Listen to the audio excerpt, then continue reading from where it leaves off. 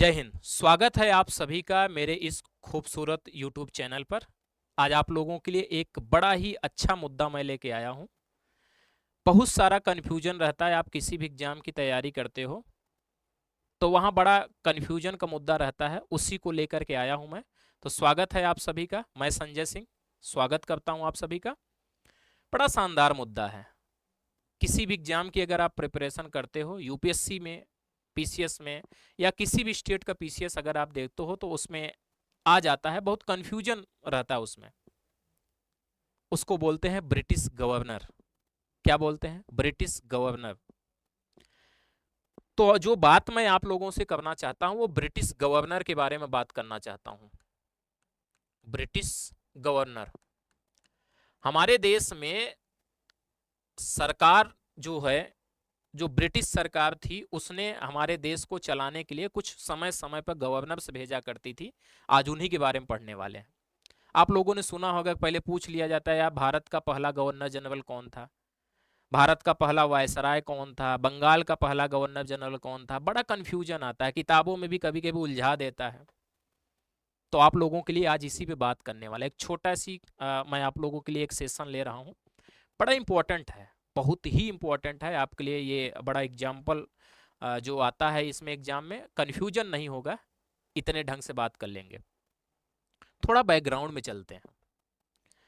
जब ये दुनिया बनी थी तो शुरुआत में कोई सिस्टम काम नहीं करता था। लोग को जहां रहना था सब रहते थे, एकदम मस्त रहते थे। आप स्टोन एज देखोगे, पाषाण काल देखोगे तो वहां पे मानव की शासन व्यवस्था कोई नहीं चलती थी। खान पान भी मांस था, जो अपने से अन्य अ, जानवरों को देखते थे मार के खा लेते थे। पाषाण काल के बाद एक और काल आता है हड़प्पा सिविलाइजेशन, जहां शासन व्यवस्था आती है, लेकिन वहां पर यह कहा जाता है वणिक वर्गों द्वारा, जो मर्चेंट क्लास है, इनके द्वारा शासन व्यवस्था चलती थी। लेकिन आगे चल करके वैदिक काल आया। वैदिक काल में आकर के जब ऋग वैदिक काल देखोगे तो वहां पे एक दशराग युद्ध हुआ है। उसमें दो कुल आपस में लड़ रहे हैं। एक पुरु था और एक भरत वंश का राजा सुदास था। दोनों लड़ रहे थे। जब दोनों जीत में युद्ध हुआ तो भरत कुल जीत गया था, सुदास जीत गया था, पुरु हार गया था। फिर बाद में इन्होंने एक समझौता किया और दोनों मिल करके एक प्रदेश बनाए थे जिसको कुरु बोला जाता है। वही कुरु जहां पांडव जन्म लिए, दुर्योधन जन्म लिया, धृतराष्ट्र, भीष्म पितामह, इन लोगों का कुल कुरु प्रताप बना। धीरे धीरे देश में मोनार्की सिस्टम आई, राजतंत्र आया, राजा का तंत्र बना। राजा जो डिसीजन लेता था उसी को माना जाता था और राजा ही सर्वे सर्वा था। राजा का बेटा राजा ही बनेगा, ये नियम था। और राजा जो बोल देना वही बात मानी जाएगी। जैसे अगर राजा ने कहा, एक कहावत है, राजा ने कहा रात है, रानी ने कहा रात है, मंत्री ने कहा रात है, संतरी ने भी कहा रात है, और आज सुबह सुबह की बात है। आज सुबह सुबह की बात है।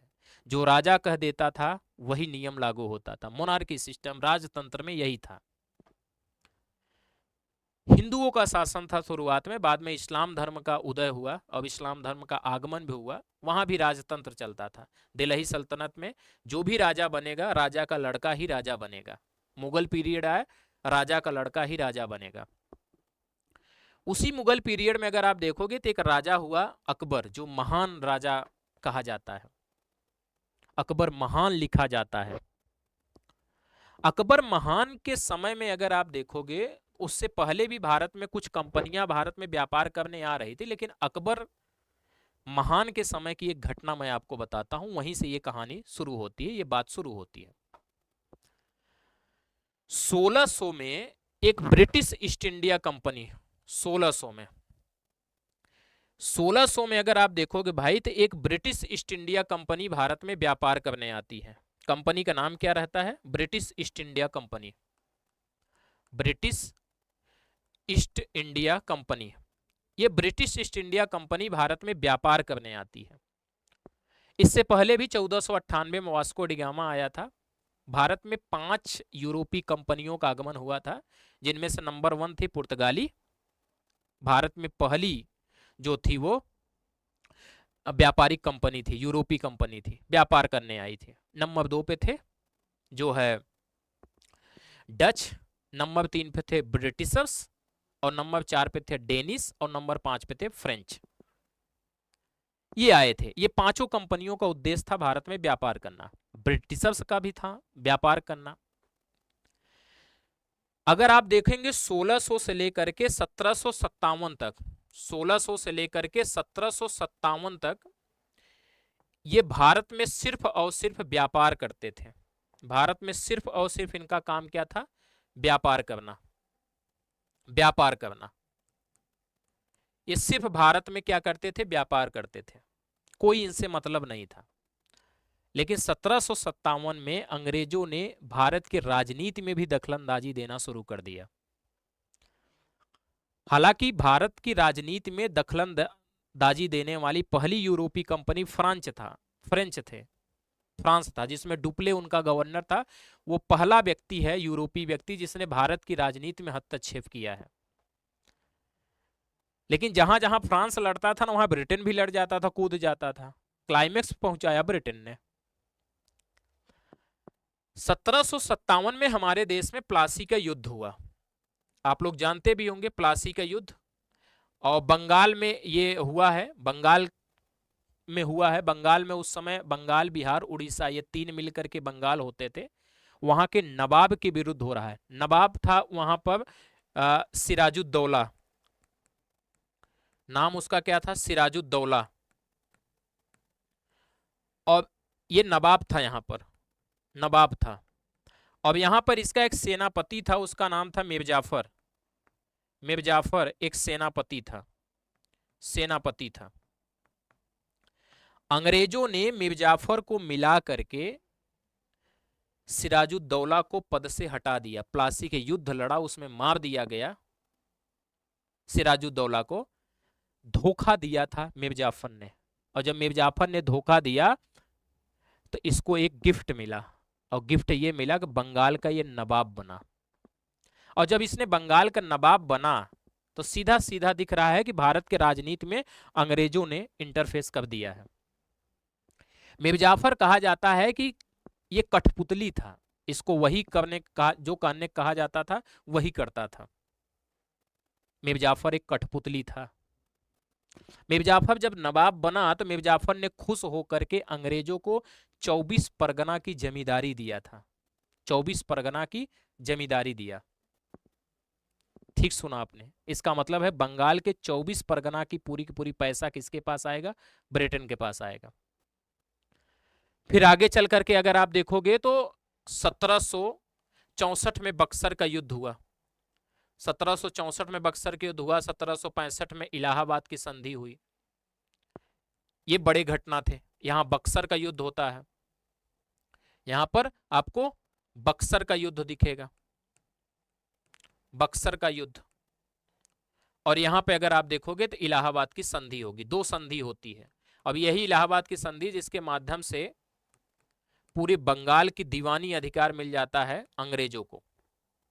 लेकिन 1757 में एक बड़ी अच्छी घटना यह हुई थी, जब मीर जाफर नवाब बना था तो मीर जाफर को भी कंट्रोल करने के लिए एक जरूरत थी हमें। तो अंग्रेजों ने अपना एक पहला अधिकारी नियुक्त किया। अब उस अधिकारी को नाम बोला गया था बंगाल का गवर्नर। उसको क्या बोला गया था?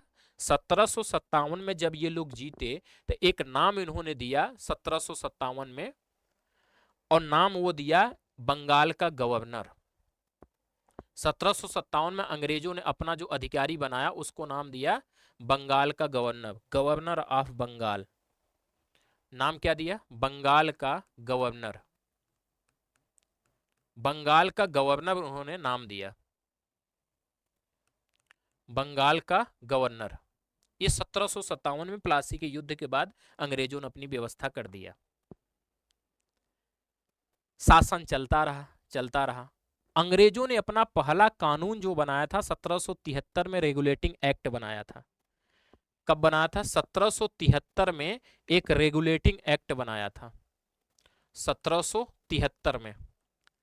और 1773 में रेगुलेटिंग एक्ट जब उसने बनाया तो 1773 में रेगुलेटिंग एक्ट बना करके उसने बंगाल का जो गवर्नर था इसको बदल दिया गया, और इसको बदल करके बंगाल का गवर्नर जनरल बोल दिया गया।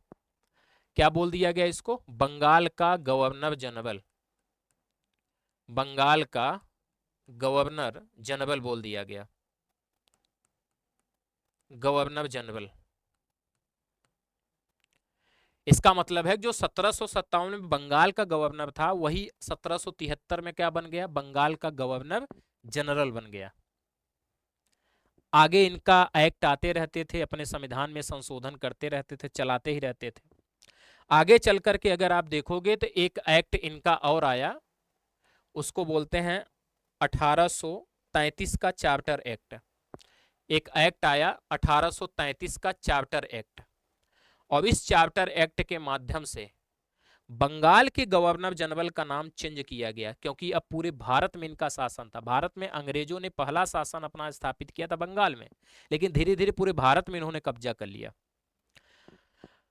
अब 1833 के चार्टर एक्ट द्वारा जब आया तो इन्होंने बंगाल के गवर्नर जनरल का नाम चेंज करके क्या कर दिया? भारत का गवर्नर जनरल, भारत का गवर्नर जनरल बोल दिया, भारत का गवर्नर जनरल नाम दिया, गवर्नर जनरल नाम दिया। अब आप समझ रहे हो इसमें समझ रहे हो आप कि बंगाल का गवर्नर ही आगे चल करके क्या बना? बंगाल का गवर्नर जनरल, और बंगाल का गवर्नर जनरल ही आगे चल के क्या बना? भारत का गवर्नर जनरल, भारत का गवर्नर जनरल बना। 1833 तक ये चलता रहा। 1857 में एक बहुत बड़ा विद्रोह हुआ भारतीयों द्वारा। उसके बाद एक कानून और बन के आया, उसको 1858 का एक्ट बोलते हैं, 1858 का अधिनियम बोला जाता है। और इस एक्ट के माध्यम से भारत का पूरा शासन ब्रिटिशर्स ने अपने हाथ में ले लिया, पूरी ब्रिटिश संसद के हाथ में चली गई। भारत में ब्रिटिश गवर्नमेंट पूरी तरह से कब इन्वॉल्व हुई है? 1858 के एक्ट में। अब भारत का पूरा शासन कौन चलाएगी? ब्रिटिश पार्लियामेंट चलाएगी, वहां के क्राउन के हाथ में पूरी सत्ता रहेगी।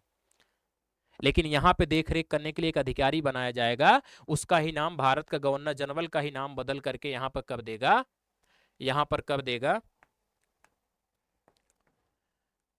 भारत का वायसराय।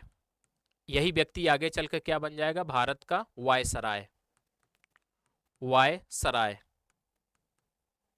वायसराय बन जाएगा।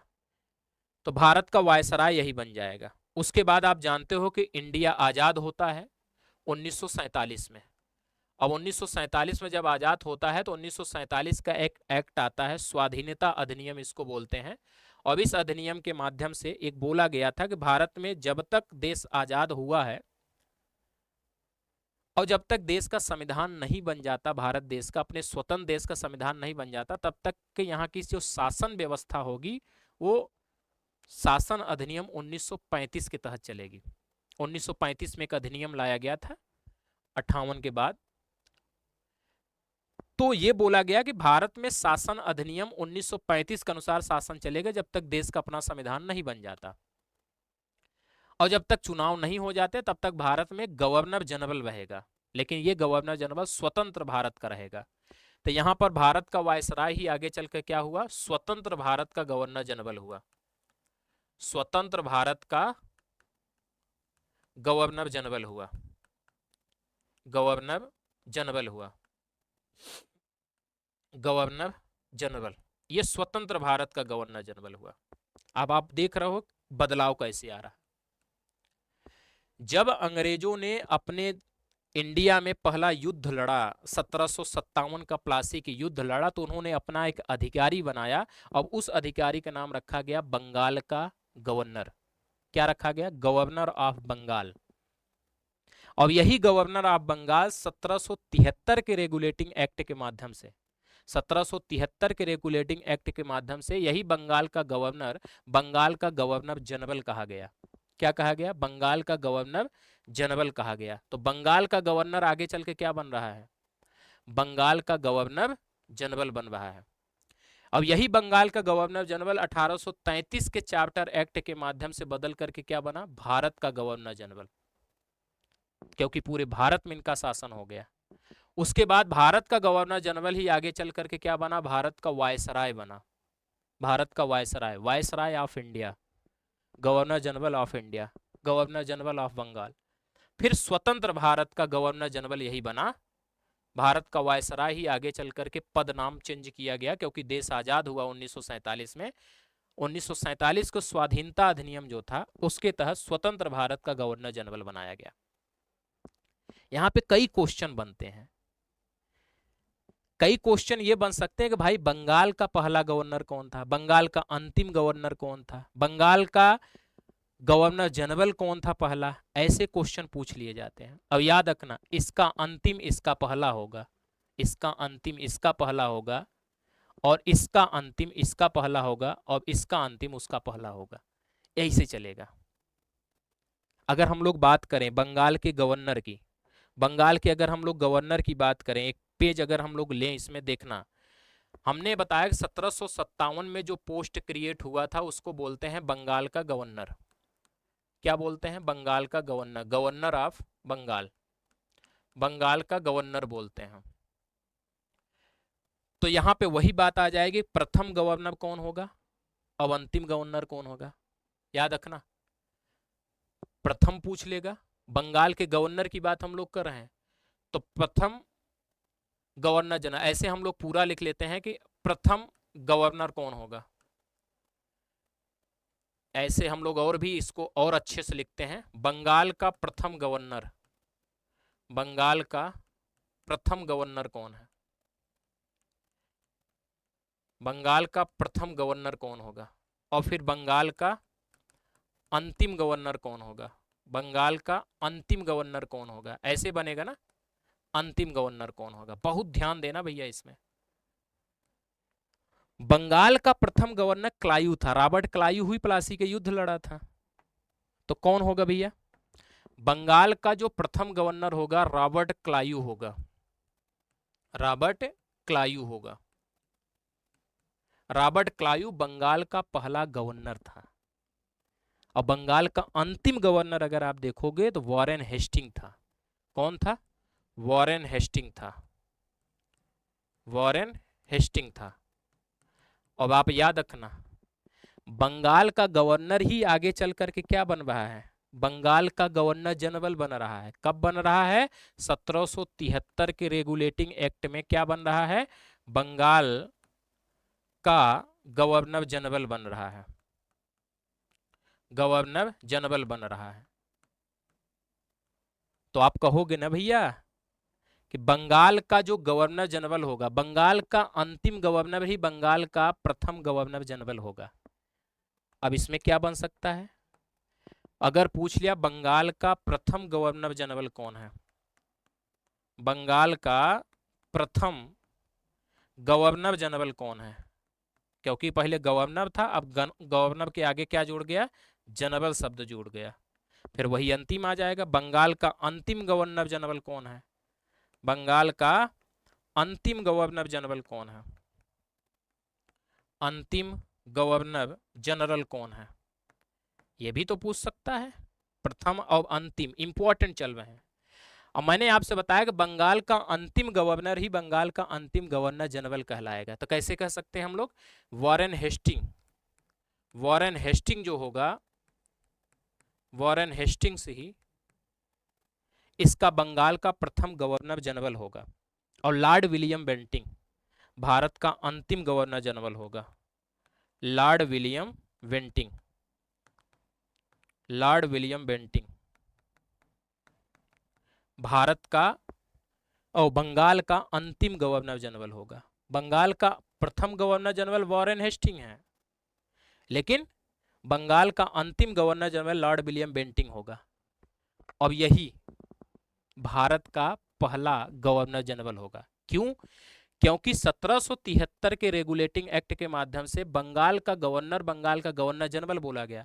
अब आगे चलकर 1833 के चार्टर एक्ट के माध्यम से बंगाल का ही गवर्नर जनरल क्या बनाया गया था, भारत का गवर्नर जनरल बनाया गया था।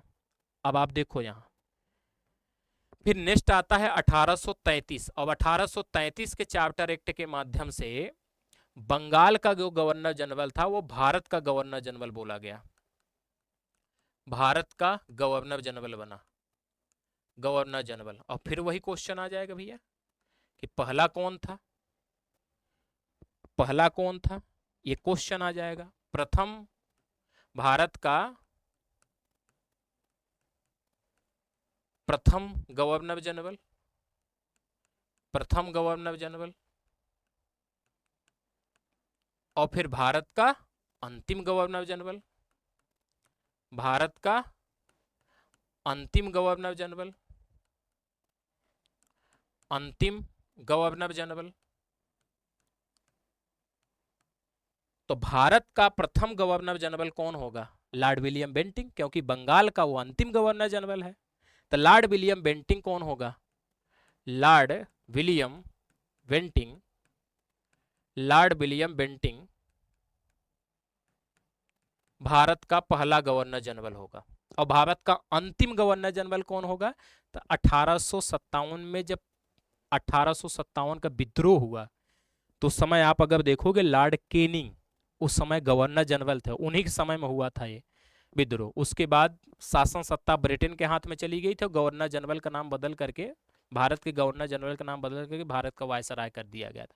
तो भारत का अंतिम गवर्नर जनरल आपको जो दिखेंगे वो लॉर्ड केनिंग दिखेंगे, लॉर्ड केनिंग दिखेंगे। अब आगे चल करके मैंने आपको बताया था कि 1858 में जो अधिनियम आया, एक्ट आया, 1858 का जो एक्ट आया उसके माध्यम से भारत का गवर्नर जनरल नाम बदल करके क्या कर दिया गया? भारत का वायसराय कर दिया, भारत का वायसराय कर दिया। और भारत का वायसराय कर दिया तो भैया फिर वही क्वेश्चन आएगा, फिर वही क्वेश्चन आ जाएगा कि भारत का प्रथम वायसराय कौन था? प्रथम वायसराय, प्रथम वायसराय। और भारत का अंतिम वायसराय, भारत का अंतिम वायसराय, अंतिम वायसराय, वायसराय, ये दो बनेगा। तो मैंने आपको बताया था कि इसका अंतिम ये होगा पहला। तो भारत का प्रथम वायसराय कौन होगा? लॉर्ड केनिंग होगा, लॉर्ड केनिंग होगा, लॉर्ड केनिंग होगा। और भारत का अंतिम वायसराय कौन होगा? लॉर्ड माउंटबेटन होगा, क्योंकि इसी ने देश को आजाद करा के चला गया, माउंटबेटन। तो आप मोटा मोटा अगर आप देखोगे ना तो भारत में अगर ब्रिटिश भारत की हम लोग बात करें तो ब्रिटिश भारत में आप देखोगे तो 1757 में पहला अधिकारी बना था और अंतिम अधिकारी बना है 1947 में। 1947 में अंतिम आएगा, क्योंकि ये देश आजाद करके चला जाएगा। इतने में अगर आप देखोगे टोटल जो अधिकारी हुए हैं, गवर्नर हुए हैं, टोटल गवर्नर अगर हम लोग बात करें हुए हैं तो ये 34 हुए हैं। टोटल गवर्नर कितने हुए हैं? 34 गवर्नर। जिसमें से प्रथम अगर ऐसे मोटा मोटा ले तो क्लाइव, और अंतिम कौन दिख रहा है? माउंटबेटन। लॉर्ड माउंटबेटन जब देश को आजाद किए, इंडिया को आजाद किए, तो उन्होंने उन्हीं के प्रयास पर 1947 का स्वाधीनता अधिनियम आया था। उस अधिनियम के माध्यम से उन्होंने बोला था कि जब तक भारत का अपना संविधान नहीं बन जाता तब तक यहाँ की शासन व्यवस्था भारत शासन अधिनियम 1935 के अनुसार चलेगा, और यहाँ एक पद सृजित किया जाएगा जो इस देश को चलाएगा, उसको बोलेंगे स्वतंत्र भारत का गवर्नर जनरल। तो भारतीयों ने बोला कि आप ही के पास अनुभव है, आप ही हमारे पहले गवर्नर जनरल बन जाओ, आप ही हमारे पहले गवर्नर जनरल बन जाओ। तो 1947 में चेंज किया गया। तो 1947 में क्या हुआ? 1947 में स्वतंत्र भारत के गवर्नर जनरल बनाए गए, स्वतंत्र भारत के गवर्नर जनरल, गवर्नर जनरल। तो पहले जो गवर्नर जनरल हमारे बनाए गए स्वतंत्र भारत के, वो हम लोगों ने लॉर्ड माउंटबेटन को ही बोला।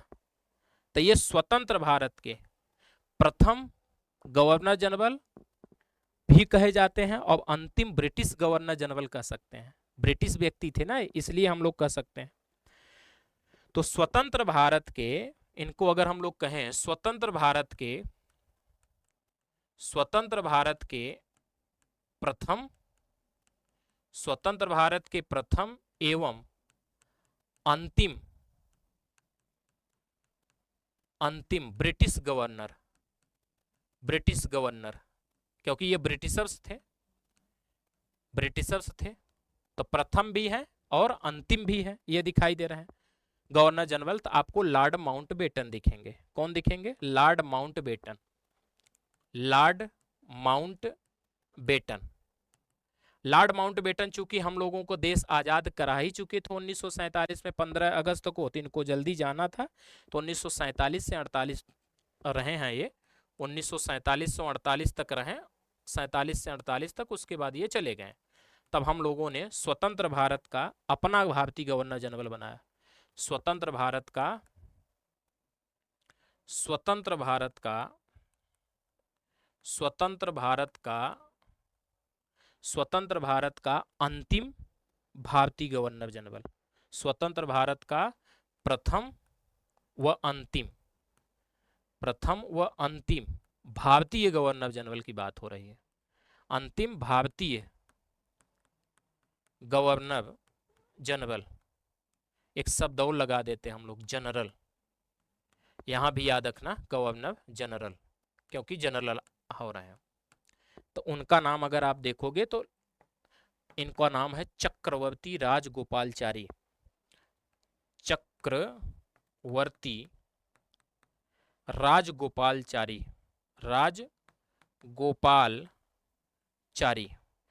चक्रवर्ती राजगोपालचारी स्वतंत्र भारत के प्रथम और अंतिम भारतीय गवर्नर जनरल बने। 1948 जब इन्होंने पद छोड़ा तो वहां से लेकर 50 तक बने, 1948 से 1950 बने। उसके बाद भारत में राष्ट्रपति निर्वाचित हुए और भारत के पहले जब 26 जनवरी 1950 को देश का संविधान लागू हुआ तो उसी में राष्ट्रपति पद बना था और फिर राष्ट्रपति हमारे देश में बनाए गए राजेंद्र प्रसाद। उसके बाद हमारे यहाँ लोकतंत्र चलने लगा।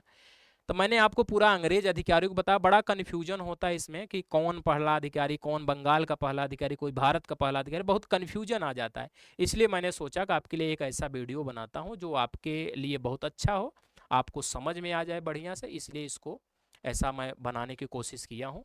तो आपको बखूबी समझ में आया होगा। आप लोग प्लीज़ सब्सक्राइब भी करो, चैनल को बढ़ाते भी रहो ताकि और भी इस परिवार में लोग शामिल हो सके।